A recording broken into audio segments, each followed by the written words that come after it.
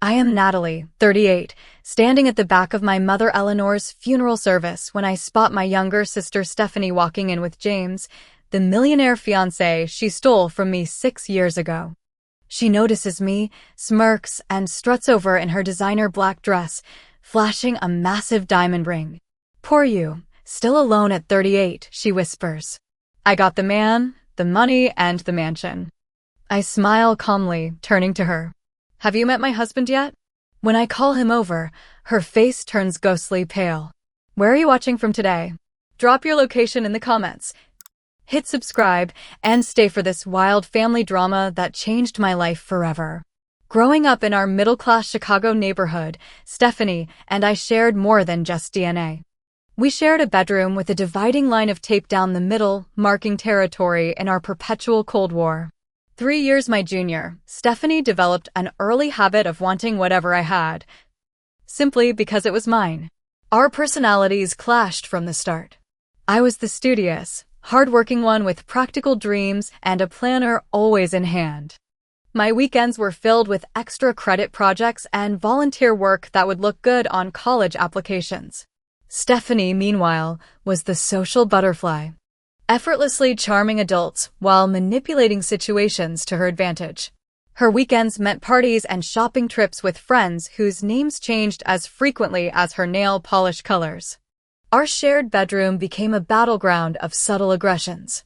My books would mysteriously end up with bent pages. Her makeup would somehow spill onto my homework. The line of tape separating our sides grew thicker every year, a border neither of us dared to cross. "Girls, can we please have one dinner without an argument?" Mom would plead at least twice a week. Eleanor was the eternal peacemaker, always trying to find common ground between her daughters. "You two are sisters. Someday you'll only have each other." Dad took a different approach. Richard believed competition built character. "Nothing wrong with a little healthy rivalry," he would say whenever Mom complained about our bickering. "It'll prepare them for the real world." His philosophy only fueled our determination to outdo each other. School amplified our differences.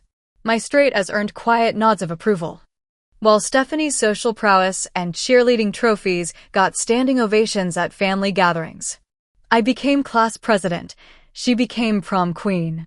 Different paths, different values, but somehow always competing for the same limited resource of validation. Family holidays showcased our differences most dramatically. Thanksgiving 2001 remains infamous in family lore. I had spent hours making an intricate sweet potato casserole from scratch. Stephanie arrived late with store-bought cookies, yet somehow charmed the entire extended family into praising her contribution while my casserole sat barely touched. I learned early that substance often loses to style in the court of public opinion. College widened the physical distance between us, but did little to heal the emotional one. I earned a full scholarship to Northwestern, drowning myself in business courses and internships. Stephanie attended community college briefly before dropping out to find herself, which apparently meant finding various wealthy boyfriends to fund her lifestyle. The pattern emerged during sophomore year of college. Brad, a guy I had dated for 3 months, suddenly appeared at a family dinner as Stephanie's new boyfriend. Then came Tyler, another ex she pursued within weeks of our breakup. At first, I thought it coincidental.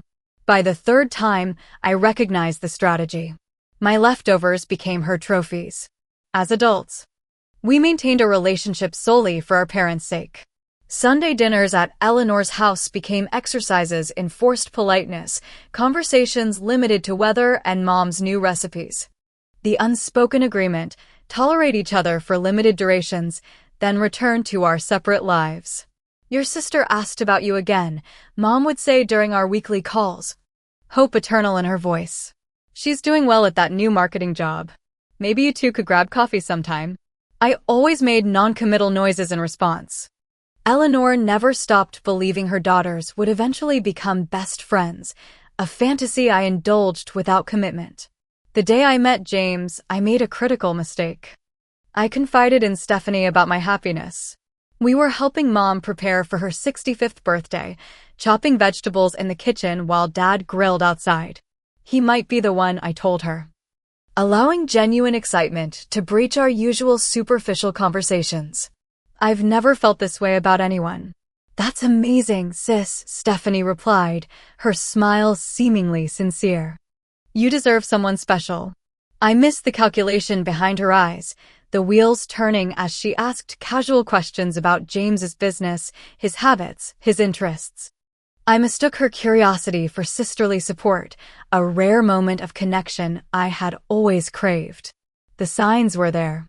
When James and I would visit our parents, Stephanie would suddenly appear unannounced. She began styling her hair the way I did, asking about the restaurants we frequented, mirroring my interests whenever James was present.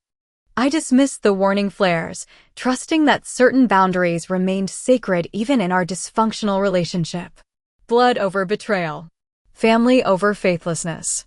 I never imagined she would cross that final line. After years of taking my toys, my clothes, my ex-boyfriends, I truly believed my fiancé would be off limits. Some things, I thought, were understood even without being spoken. Some things were simply not done. I was wrong. I met James Carlton at a digital marketing conference in downtown Chicago. I was presenting a panel on consumer behavior analytics. He was the charismatic keynote speaker discussing his journey from garage startup to eight-figure tech company. Our eyes connected across the crowded auditorium during the Q&A session, and when he approached me afterward to compliment my presentation, something electric passed between us. Your insights on predictive analytics were more valuable than my entire keynote, James said, his confidence refreshing rather than arrogant. At 35, he had the polished look of success with substance behind it. Dark hair with distinguished silver at the temples, tailored suit that suggested money without flaunting it, and intelligent eyes that actually focused when I spoke. Our first date happened the very next evening. James had reserved a private table at Aurelia, a rooftop restaurant normally booked months in advance. Over wine and cityscape views, we discovered shared passions for architectural history, Japanese cinema, and the same obscure podcast about technological ethics. The conversation flowed without effort, hours dissolving until we realized we were the last guests remaining. I never do this, he said, walking me to my car, but would you like to continue this conversation tomorrow? And possibly the day after. What followed was a whirlwind courtship that felt both thrilling and grounded. James took me sailing on Lake Michigan, introduced me to clients at gallery openings, and surprised me with cooking classes from a renowned chef. But I fell for him during quieter moments. Watching him help an elderly man who dropped his groceries, seeing him genuinely thank service workers by name, observing how he listened intently when anyone spoke. 2 months into dating, James introduced me to William, his business partner since college. This is the first woman I've ever brought to the office, James told William, who raised his eyebrows in confirmation. He's mentioned you on every call for weeks, William confided when James stepped away. I haven't seen him this way before. Meeting my family came next. Mom prepared her signature roast with inappropriate enthusiasm, while Dad polished his collection of history books to impress James with his intellect. The dinner went surprisingly well, with James charming Eleanor with genuine questions about her teaching career and engaging Richard in lengthy discussions about World War II naval strategies. Looking back, I should have noticed how Stephanie's demeanor shifted that evening. She arrived late as usual, but immaculately dressed in a way that seemed calculated. Throughout dinner, she positioned herself to catch James's attention, laughing too loudly at his jokes, finding excuses to touch his arm when passing dishes. I dismissed it as Stephanie's natural flirtatiousness, a harmless habit rather than targeted strategy. Your family is wonderful, James said afterward, kissing me in the car. Your sister seems fun. Different from you. But I can see the family resemblance. James's proposal came 6 months later, during a private architectural tour of historic Chicago buildings I had mentioned wanting to see. On the rooftop of the last building, overlooking the twinkling cityscape, he presented a vintage ring with a family history almost as impressive as its 3-carat diamond. My grandmother wore this through 62 years of marriage, he explained as I gasped. I want to build something just as enduring with you, Natalie. The engagement party at James's lakefront penthouse introduced our separate worlds to each other. My college friends mingled with his business associates. My parents beamed with pride. And Stephanie arrived with a date she seemingly forgot about within minutes of arriving. She volunteered to help with wedding arrangements the very next day. An offer so uncharacteristically generous that I accepted out of shock rather than trust. Wedding planning became a full-time job alongside my actual career. James and I selected a historic mansion venue for the ceremony, planned for exactly 1 year after our engagement. Stephanie accompanied Mom and me to dress fittings, offering opinions that somehow always extended the shopping trips whenever James might be joining us afterward. During our engagement, James's company expanded into international markets. His frequent business trips tested our relationship, but also strengthened my confidence in our communication.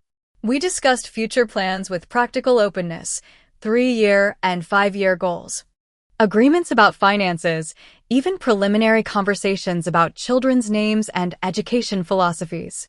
I thought I was building the perfect life with a man who valued substance over surface, commitment over convenience. In retrospect, the perfection should have been my first warning.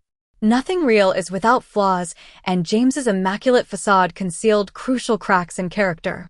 The last truly happy moment I remember was 3 weeks before the wedding. James and I spent Sunday morning making breakfast together, dancing to Sam Cooke in his spacious kitchen, planning our honeymoon details. His phone kept buzzing, but he ignored it, focusing entirely on us and our blueberry pancakes. I felt completely secure, totally loved, and absolutely certain about our future. That certainty lasted exactly 16 more days. The first thread that unraveled everything was a text notification that flashed on James's phone while he was in the shower. I had never been the type to snoop. But when your fiancé's phone lights up with "Can't wait to see you again tonight" from your own sister, boundaries suddenly seem less important than truth. My hands trembled as I entered his passcode, something he had freely shared months earlier as a gesture of transparency. The message thread with Stephanie went back nearly 2 months, evolving from casual planning about wedding details to increasingly intimate exchanges, photos, arrangements for meetings, declarations that made my stomach turn. Instead of confronting him immediately, I followed James that evening when he claimed to be meeting William about investor concerns. The black sedan he drove led not to his office, but to Lakeside Park, where Stephanie waited on a bench, her face lighting up when she saw him approach. The kiss they shared wasn't friendly or casual. It was practiced, familiar, passionate. I approached them with a calm that surprised even me, my body operating on autopilot while my emotions short-circuited. "Well," I said, causing them to jump apart like guilty teenagers. "This explains a lot." The scene at the cafe where we were treated for their explanation was surreal. I sat across from my sister and fiancé, watching them transform from shocked to defensive to borderline indignant as their excuses poured forth. "We never meant for this to happen," Stephanie said, her hand finding James's on the table. "Sometimes feelings just develop, and you can't control them." James at least had the decency to look uncomfortable. "Natalie, I still care about you deeply. But Stephanie and there was this connection from the first time we met. We tried to fight it because of you." "How considerate," I replied, my voice unnaturally steady. "And when exactly did this uncontrollable connection begin? Before or after we booked the venue? Before or after we sent invitations? Before or after you proposed?" Their silence answered more honestly than their words could have. "It just happened," Stephanie finally said, her expression a practiced blend of regret and defiance. "We fought it for your sake. But some things are just meant to be." I stood up, placed the engagement ring on the table, and found my final words. "Congratulations on your meant-to-be relationship. I hope betraying your sister brings you both tremendous joy." The aftermath was a tornado of humiliation and practical disasters. Canceling wedding arrangements meant losing deposits and explaining the situation repeatedly to sympathetic vendors. Returning gifts required attaching a brief, dignified note that concealed my shattered heart. Each task was a fresh paper cut on an existing wound. Breaking the news to our parents revealed the true depth of family dysfunction. Mom collapsed into a chair, repeatedly murmuring, "Not Stephanie. She wouldn't do this to you." Dad exploded in rare anger, threatening to disown his younger daughter before Mom's tears redirected his energy to consoling her instead. Extended family learned through the efficient gossip network that operates in all families. Aunt Patricia called to express outrage. Cousin Melissa sent flowers. Uncle Thomas awkwardly offered to talk some sense into that James fellow, as though the problem were a simple misunderstanding rather than calculated betrayal.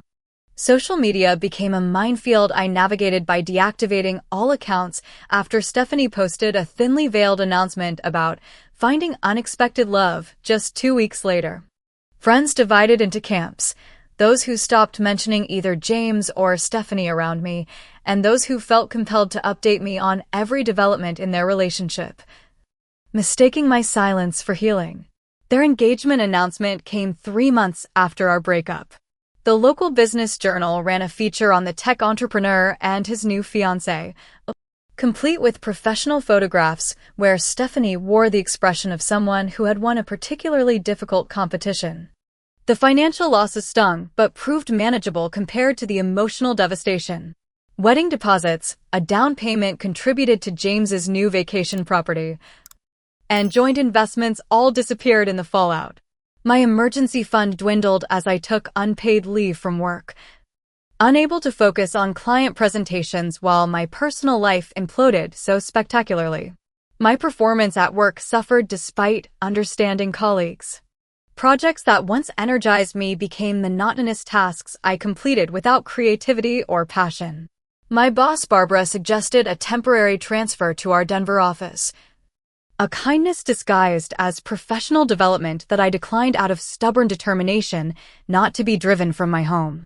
Friends tried to help in ways that sometimes worsened my isolation. Samantha organized girls' nights that devolved into awkward therapy sessions with me as the patient. Jennifer set up blind dates with increasingly inappropriate men, from the recently divorced dentist to the cousin visiting from Australia for just 2 weeks. Their efforts came from love, but each attempt highlighted how deeply others pitted me. I tried therapy briefly, meeting with a Dr. Harold who specialized in betrayal trauma. Our sessions fell into a frustrating pattern of him asking how I felt about obviously painful situations, and me providing the answers he clearly expected. Nothing breakthrough occurred, and after 6 sessions, I stopped going. The lowest point came 8 months after the breakup. I sat in my apartment surrounded by travel websites, seriously contemplating moving to another country where no one knew my humiliation. New Zealand seemed far enough. I had progressed from crying daily to feeling nothing at all, an emotional numbness that somehow frightened me more than the pain had. That night, I applied for a passport renewal, the first concrete step toward escape. Looking at my expressionless photo on the application, I barely recognized myself. Something had to change, but running away wasn't the answer. I needed to rebuild, not relocate. The next morning, I found a different therapist. Dr. Catherine Bennett specialized in rebuilding after relationship trauma. Unlike my previous therapist, she balanced compassion with pragmatism, never allowing me to wallow or rush my healing. The timeline for recovery isn't linear, she explained during our first session. Some days you'll feel strong, others you'll feel like you've regressed. Both are part of healing. With her guidance, I established new routines that gradually filled the crater in my life. Morning runs along the lakefront. Evening cooking classes that reclaimed my joy in preparing meals. A journal that captured raw thoughts without judgment. Small steps that eventually formed a path forward. My friend circle contracted but deepened. Samantha proved herself a true friend by simply sitting with me through silent evenings when conversation felt impossible. Jennifer, despite her misguided matchmaking, showed up consistently with practical help like grocery deliveries and house cleaning when basic tasks overwhelmed me. Work became my unexpected sanctuary. I threw myself into projects with renewed focus, earning a promotion that required regular travel. The distance from Chicago provided breathing space from locations haunted by memories of James. A business trip to Seattle 14 months after the breakup changed everything. I was presenting our marketing strategy to a potential client, unaware that their newly appointed CEO would join the meeting. When Alexander Graham walked in, my rehearsed presentation momentarily vanished from memory. Tall with thoughtful eyes and an understated confidence, he commanded attention without demanding it. "That was the most comprehensive analysis we've received," Alexander said afterward, lingering as others filed out. "Would you have time for coffee? I have follow-up questions about your implementation timeline." Coffee extended into dinner as our conversation expanded beyond business to books, travel, and subtle personal revelations. Unlike James's flashy displays of wealth, Alexander's success revealed itself in his knowledge and values rather than material signals. He mentioned growing up in a small Montana town, building his tech company from a genuine desire to solve problems rather than chase status. "My father ran the local hardware store," he shared over dessert. "He taught me that a business succeeds when it prioritizes integrity over profit margins." I found myself sharing more than I had intended, including abbreviated versions of my broken engagement. Alexander listened without the pitying expression I had come to dread from others. "Trust is earned slowly and lost instantly," he replied simply. "I'm sorry you experienced that." Back in Chicago, I expected our connection to fade into professional courtesy. Instead, Alexander called the following week about additional questions that somehow led to conversations about everything except business. When his work brought him to Chicago a month later, we met for dinner again, this time without the pretense of professional discussion. Our relationship developed with deliberate slowness. Weekly phone calls became daily texts, became weekend visits between our cities. Unlike the whirlwind with James, this connection built brick by brick, each one carefully examined before placement. For months into dating, Alexander introduced me to his brother Michael and sister-in-law Rachel during their visit to Chicago. The easy rapport between the brothers and Rachel's immediate warmth toward me spoke volumes about the family Alexander came from. When I finally told Alexander the complete story of Stephanie and James, including their ongoing presence in my parents' lives, his response cemented my trust. "Some people measure success by what they acquire," he said, taking my hand. "Others measure it by what they build and nurture. Your sister may have taken something from you, but she'll never develop the capacity to build anything meaningful." Alexander's company expanded as our relationship deepened. Unlike James, who leveraged every business success into visible luxury, Alexander channeled profits into employee benefits and sustainable practices. His 3-bedroom house remained modest despite his growing wealth, filled with books and comfortable furniture rather than status symbols. Our values aligned in ways I hadn't experienced before. We both valued experiences over possessions, genuine connections over social climbing, and quiet integrity over public recognition. The foundation we built felt earthquake-proof, tested by distance and time rather than rushed by infatuation. Alexander proposed during a hiking trip in Olympic National Park, 18 months after we met. No photographers, no elaborate setup. Just a sincere question asked beside an ancient tree that had weathered centuries of storms. "You've shown me what partnership really means," he said, presenting a simple but elegant ring. "I want to build a life with you, not for appearances or expectations, but for the joy of facing each day together." Our wedding 3 months later reflected our priorities: 40 guests, meaningful vows we wrote ourselves, and a celebration focused on connection rather than spectacle. Mom and Dad attended, visibly relieved to see me happy again. Stephanie and James sent a lavish gift but declined the invitation, a decision that brought more relief than disappointment. By mutual agreement, we kept our relationship largely offline. No relationship status updates, no anniversary announcements, minimal photos shared. The privacy protected something precious from becoming performance. "What matters is what we build, not who sees it," Alexander would say, a philosophy that extended to all aspects of our life together.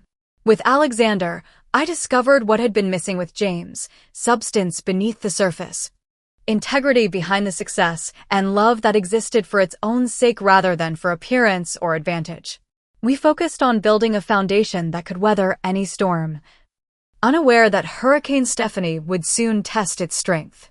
Alexander and I created a home in Seattle, combining elements that mattered to each of us. His book collection merged with my art pieces. My cooking equipment found perfect places in his spacious kitchen. We compromised on a golden retriever named Cooper when he wanted a German shepherd, and I preferred a beagle. Our home became a reflection of our values: comfortable without being showy, quality over quantity, meaningful items rather than status symbols. Our daily routines established a rhythm that supported both of us. Early mornings meant coffee on the deck overlooking Lake Washington, discussing plans before separating for work. Evenings found us cooking together, taking turns leading based on energy levels and workday demands. Weekends balanced socializing with necessary solitude, a pattern that respected our extrovert-introvert differences. Alexander's business expanded thoughtfully rather than rapidly. He declined acquisition offers from larger tech firms, preferring controlled growth that maintained the company culture he had carefully built. His leadership style emphasized mentorship and innovation over competition and hierarchy. Employees stayed average of 7 years, unheard of in the volatile tech industry. My career flourished in Seattle's dynamic marketing landscape. Taking what I learned from previous positions, I joined a firm specializing in ethical business practices, eventually becoming partner. The work aligned with my values while challenging my strategic thinking. My expertise in consumer psychology paired perfectly with companies seeking authentic connection rather than manipulation. Financial security came through careful planning rather than flashy investments. We lived well below our combined means, building savings and making thoughtful decisions about our future. Alexander taught me about long-term investment strategies, while I introduced budgeting systems that tracked our progress toward shared goals. Money discussions happened monthly, transparent conversations that prevented future surprises. We established traditions that strengthened our connection. Sunday morning breakfasts at a local diner became sacred time for uninterrupted conversation. Monthly date nights exploring new restaurants maintained our sense of adventure. Anniversary celebrations always involved creating something together rather than exchanging material gifts. Travel became our shared passion. Unlike James's preference for luxury resorts, where being seen mattered more than experiencing culture, Alexander and I sought authentic connections in each destination. We hiked Machu Picchu, stayed with families in rural Japan, and volunteered at sea turtle conservation projects in Costa Rica. Each trip deepened our understanding of each other and the world. Our philanthropic work focused on educational access and technology literacy in underserved communities. Alexander established coding programs in rural schools, while I mentored first-generation college students in marketing careers. Giving back grounded us in gratitude and purpose beyond our immediate happiness. We built friendships with like-minded couples who valued substance over appearance. Daniel and Melissa hosted monthly dinner discussions about books and ideas. Thomas and Catherine joined us for hiking weekends where conversations flowed as freely as the mountain streams beside us. These connections provided community without the competitive edge that had characterized many of James's social circles. My contact with family became necessarily limited due to Stephanie's presence. Holiday calls with mom and dad replaced in-person gatherings. Alexander supported my boundaries while encouraging maintenance of important relationships. Family complexity doesn't mean complete disconnection. He would remind me when guilt surfaced about my limited presence in my parents' lives. Dad provided occasional updates about Stephanie and James, usually prefaced with, "I know you don't want to hear this, but..." Their wedding had been a lavish affair featured in local society pages. They purchased a mansion in the exclusive North Shore neighborhood. James's company continued expanding, though Dad mentioned hearing rumors about questionable business practices from his golf buddies. What Dad didn't know was that Alexander's company had begun appearing on James's radar professionally. As Alexander's innovative software solutions gained market share, James's company started losing key clients. Alexander never mentioned this connection, focusing on excellence rather than competition. But industry newsletters I occasionally saw made the shifting dynamics clear. 3 years into our marriage, Alexander's company became an industry leader following a breakthrough in AI ethics programming. The success came from years of careful development and principled business practices. Major tech publications featured Alexander's approach as the future of responsible innovation. James's company, meanwhile, faced criticism for privacy concerns and aggressive acquisition tactics. Everything changed when Mom was diagnosed with advanced pancreatic cancer. The call came from Dad, his voice breaking as he shared the 6-month prognosis. Alexander immediately booked flights to Chicago, arranging for extended work flexibility without my having to ask. Reconnecting with Mom during her illness revealed how much I had missed in maintaining distance from my family. Eleanor had taken up watercolor painting, developing considerable talent that now decorated their home. She had volunteered teaching English to refugees, forming friendships that transcended language barriers. Her life had continued richly despite my limited participation in it. I should have visited more, I confessed during a hospital vigil, watching medication drip steadily into her fore. "You built the life you needed," she replied, squeezing my hand with surprising strength. I always understood that. Hospital visits became our new routine as treatment failed to slow the disease's progression. Alexander and I temporarily relocated to Chicago, working remotely to maximize time with Eleanor. Dad seemed to age years in weeks, his reliability crumbling under grief's weight. Alexander quietly managed practical details Dad couldn't face, from insurance paperwork to meal coordination. During a rare moment of privacy, Mom broached the subject I had successfully avoided. "Stephanie asks about you, you know. She visits less than you might expect." The revelation surprised me. In my imagination, Stephanie maintained close contact with our parents, filling the void my distance had created. Learning she rarely visited our dying mother shifted something in my understanding of her life choices. "Is she happy, Mom?" I asked, unsure why the question mattered to me. Eleanor's eyes filled with the wisdom that facing mortality brings. "She has everything she thought would make her happy. That's not always the same thing." Mom's wish for reconciliation between her daughters remained unspoken but palpable. I considered reaching out to Stephanie multiple times, composing texts I never sent, picking up the phone only to set it down again. Some chasms require more than goodwill to bridge. Eleanor declined rapidly in her final weeks. Alexander and I moved into my parents' house, taking shifts with hospice nurses to ensure constant care. Dad wandered the house like a ghost, while I found unexpected strength in practical caregiving. Alexander supported without intruding, knowing when to offer help and when to create space for family. During her final lucid conversation, Mom extracted no promises about Stephanie, offered no last-minute wisdom about forgiveness. Instead, she spoke of her pride in the woman I had become, the relationship Alexander and I had built, and her confidence in my ability to navigate life's complexities with grace. Her acceptance of our complicated family dynamics gave me permission to find peace without perfect resolution. After she slipped into unconsciousness, I sat beside her bed holding her hand, Alexander's steady presence behind me. We had built something real and lasting, I realized. Not perfect, not for display, but authentic and resilient. Whatever storm approached with the funeral arrangements, our foundation would hold. Morning arrived with soft rain, appropriate for laying Eleanor to rest. Alexander helped me select the simple black dress Mom had always complimented, securing the pearl necklace that had been her 30th birthday gift to me. The weight of the day settled heavily as we prepared to face not just grief, but the inevitable confrontation with Stephanie and James.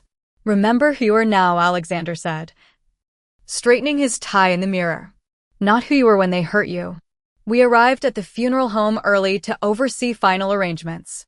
The program featured Mom's favorite poem and a candid photo of her laughing in the garden rather than a formal portrait.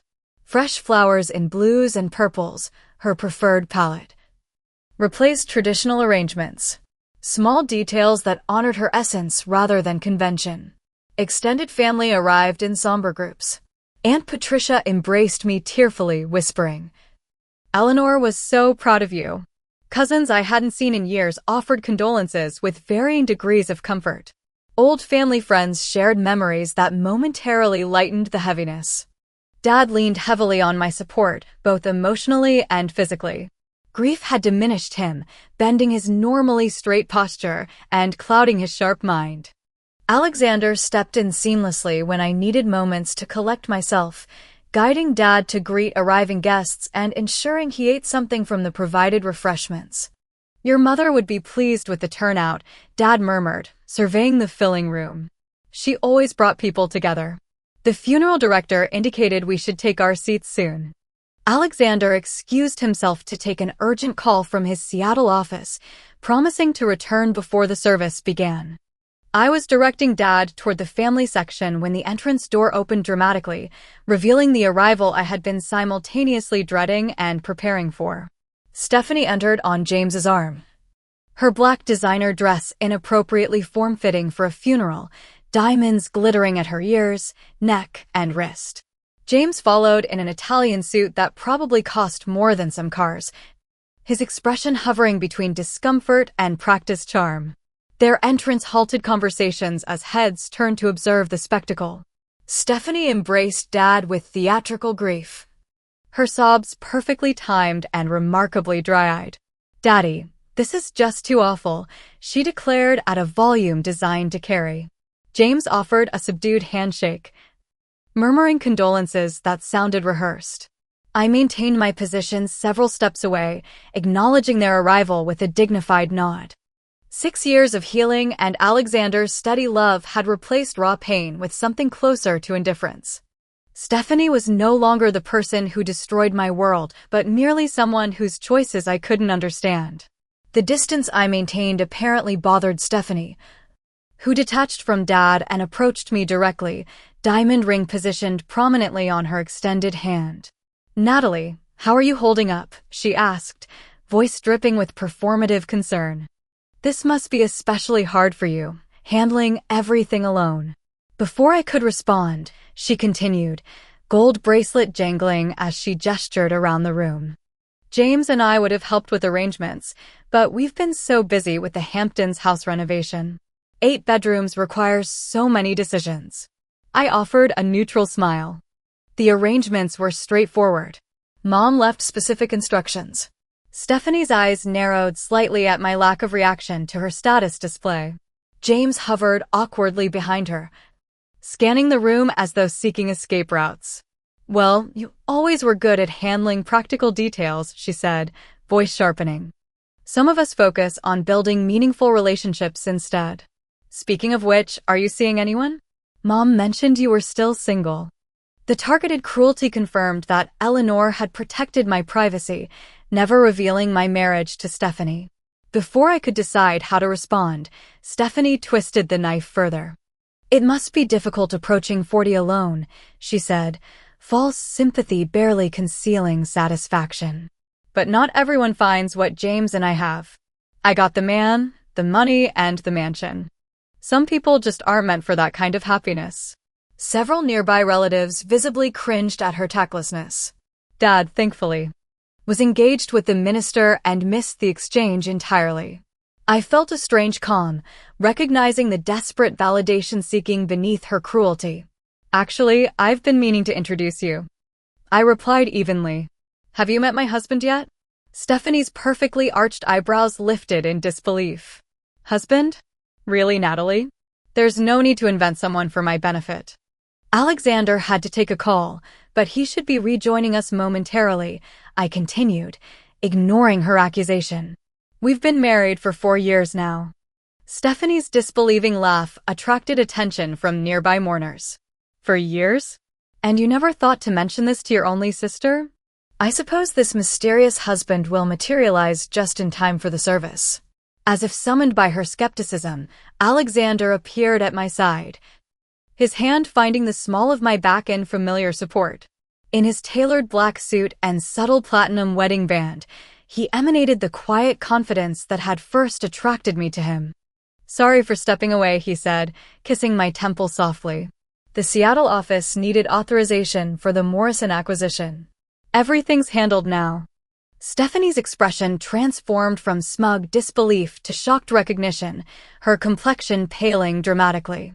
James, who had been half listening to our exchange while greeting an associate, suddenly focused entirely on Alexander, recognition dawning in his eyes. "Alexander Graham," James said, voice strained with forced cordiality. "I didn't realize you had connections to Natalie's family." Alexander extended his hand with professional courtesy.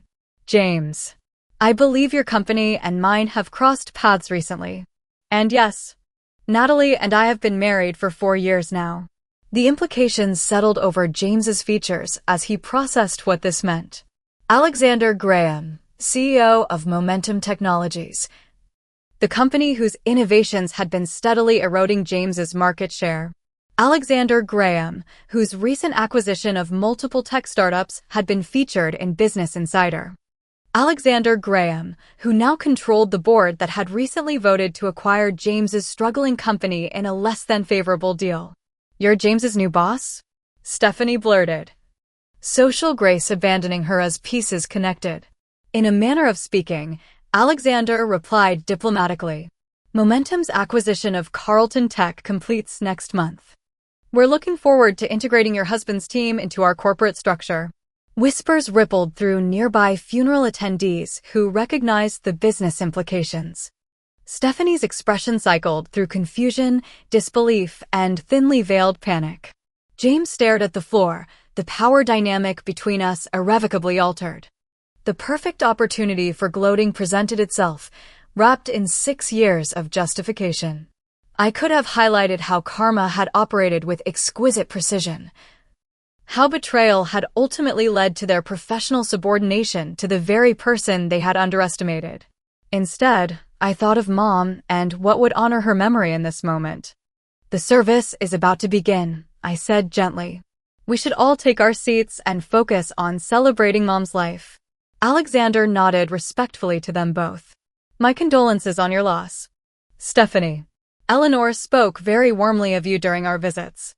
We moved toward the family section, leaving Stephanie and James frozen in recalibration. The funeral director guided them to seats several rows behind us, visible in my peripheral vision but no longer commanding my attention. As the service began with soft organ music, Alexander squeezed my hand in silent support. Dad wiped tears beside me, accepting a handkerchief Alexander discreetly provided. The minister spoke of Eleanor's kindness, her dedication to family and community, her quiet strength that influenced everyone she encountered. When my turn came to deliver the eulogy, I approached the podium with steadiness that surprised me. Looking out at the gathered mourners, I spoke not of family rifts or reconciliations, but of a mother who believed in the power of love to transcend human failings. Throughout, I felt Stephanie's eyes on me, her attention unwavering for perhaps the first time in our relationship. Alexander maintained his supportive presence throughout the service, handling practical matters so seamlessly that many relatives commented on his thoughtfulness. Dad leaned on him literally and figuratively, finding in my husband the steady strength he needed to make it through the ceremony. As the service concluded and attendees moved toward the cemetery portion, I caught glimpses of Stephanie and James in hushed, tense conversation. Their perfect facade had cracked, revealing complications beneath the surface that even I hadn't anticipated. The revelation brought no satisfaction, only a quiet recognition that external success rarely reflects internal reality. The truth I had learned with Alexander stood in stark contrast to what Stephanie had pursued with James. She had stolen what she thought was the path to happiness, only to find herself walking a road that led somewhere very different than expected. The reception following the burial brought everyone back to my parents' house, now just Dad's house, filled with Eleanor's presence in every carefully chosen decoration and family photograph. Alexander quietly coordinated with the catering service while I greeted guests, both of us creating space for Dad to receive condolences without becoming overwhelmed. I was arranging a fresh tray of Eleanor's favorite cookies when Stephanie appeared in the doorway of our childhood kitchen, hesitation replacing her earlier bravado. "Can we talk?" she asked, gesturing toward the stairs. Privately? We ended up in our old bedroom, now converted to a guest room but still containing elements of our shared childhood. Sitting on opposite edges of the bed that had replaced our twin sets, we faced each other as adults in a space that had witnessed our earliest conflicts. "So," Stephanie began. Defensive edge already present, "you married Alexander Graham and never bothered telling me. Were you planning this elaborate reveal all along?" The accusation might have sparked anger years earlier. Now it simply revealed her persistent need to center herself in every narrative. "There was no plan, Stephanie. Alexander and I met long after you and James got together. Our lives took separate paths, that's all. But his company is acquiring James's business," she pressed, searching for conspiracy. "That can't be coincidence." "The business world isn't that large at certain levels," I explained. "Alexander built something sustainable while James pursued rapid growth. Their companies crossing paths was probability, not revenge." Stephanie's perfect posture slowly collapsed, shoulders dropping under invisible weight. "James is furious. He says the acquisition terms are humiliating. He'll basically be a middle manager after being CEO." For the first time, I noticed fine lines around her eyes that makeup couldn't quite conceal, tension in her jaw that suggested habitual clenching. The perfect life she had constructed required constant maintenance. "Is it true what Alexander said?" she asked suddenly. "That you and he visited Mom regularly?" I nodded. "We came every few months. Mom asked us not to mention it to you and James. She didn't want to create tension. She was always protecting me," Stephanie murmured, surprising self-awareness coloring her tone. "Even when I didn't deserve it." The conversation shifted as Stephanie's carefully constructed facade began crumbling. Piece by piece, the reality behind her perfect life emerged. James had been unfaithful multiple times, usually with younger models from charity events they hosted. Their financial situation wasn't as solid as appeared, with James taking increasingly risky investments to maintain their lifestyle. The mansion she had bragged about came with crushing maintenance costs and neighbors who never fully accepted them into social circles. "I have everything I thought I wanted," she admitted, echoing Mom's assessment without knowing it. "And I've never been more miserable." "Why did you do it?" I finally asked the question that had lingered for 6 years. "Was it worth it?" Stephanie studied her diamond ring, twisting it anxiously. "I convinced myself you didn't appreciate what James offered. That I could love him better, deserve him more." She looked up. Vulnerability replacing defensiveness. I was wrong. Not just about him, but about what actually matters. The admission wasn't quite an apology, but represented more accountability than I had ever expected from my sister.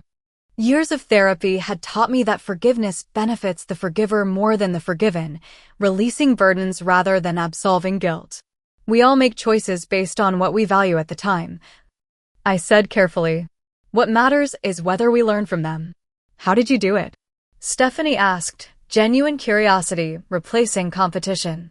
"How did you rebuild after what I did? Find Alexander? Create something real?" The question offered an opportunity to share wisdom hard-earned through pain and healing. Without preaching or condemning, I explained the journey from devastation to recovery. How therapy helped me identify patterns and establish boundaries. How focusing on personal growth attracted healthy relationships. How Alexander and I built partnership through transparency and shared values rather than appearances. The greatest gift of losing what I thought I wanted, I concluded, was discovering what I actually needed. Our conversation drifted to shared memories of Mom, finding tentative connection through mutual grief. When Alexander knocked gently on the door checking on us, Stephanie met his gaze directly for the first time. "Thank you for making my sister happy," she said simply. "And for being good to my parents." Alexander's response carried no trace of superiority or resentment. Eleanor was remarkable. Getting to know her was a privilege. Dad joined us moments later. his presence completing a family circle fractured, but not irreparably broken. We shared tears and even tentative laughter, honoring Eleanor's greatest wish that her daughters might someday find common ground again. The following week, Alexander and I visited Mom's grave privately before returning to Seattle. Standing beside the fresh flowers we had brought, I felt peace rather than closure. Some wounds heal without disappearing entirely, leaving scars that remind rather than restrict. "She would be proud of how you handled everything," Alexander said, arm around my shoulders against the autumn chill. "I'm just grateful I found my way to what matters," I replied, leaning into his steadiness. "And who matters?" A month after the funeral, Stephanie requested meeting for coffee during her visit to Seattle without James. The conversation revealed she was considering separation, recognizing fundamental incompatibility beyond his infidelities. I offered support without enabling destructive patterns, maintaining boundaries while extending compassion. Alexander handled the business acquisition with characteristic fairness, evaluating James based on actual contributions rather than personal history. When James ultimately left to start another venture, Alexander wished him well without rancor or celebration. "Business is business," he explained. "Personal grievances make poor strategic advisors." Our life together continued building momentum in beautiful directions. 2 months after Mom's funeral, a positive pregnancy test heralded new beginnings. Watching Alexander's joy at becoming a father confirmed yet again that losing what I thought was my future had actually directed me toward a far better one. The journey from betrayal to fulfillment taught me lessons worth sharing. That appearances rarely reflect reality. That losing something can clear space for something better. That forgiveness doesn't require forgetting or reconciliation, just releasing the power of past pain over present joy. Most importantly, I learned that what others take from us never defines what we can create for ourselves. Stephanie took my fiancé, but inadvertently freed me to find authentic partnership. Her actions catalyzed growth that might otherwise have taken decades or never happened at all. Have you ever experienced something painful that ultimately led you to something better? Share your story in the comments below. If this journey resonated with you, please subscribe to hear more stories of overcoming life's challenges. And if you know someone struggling with betrayal or loss, share this video to remind them that sometimes our greatest pain leads to our most profound growth. Thank you for listening to my story. And remember, your next chapter might be your best one yet.